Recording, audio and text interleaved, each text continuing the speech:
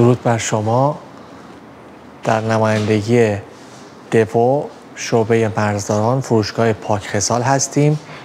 یکی از جدیدترین محصولات ماشین لباسشویی شرکت دو 9 کیلویی هستش، مدل LM 990 در دو رنگ هست، سفید و سیلور.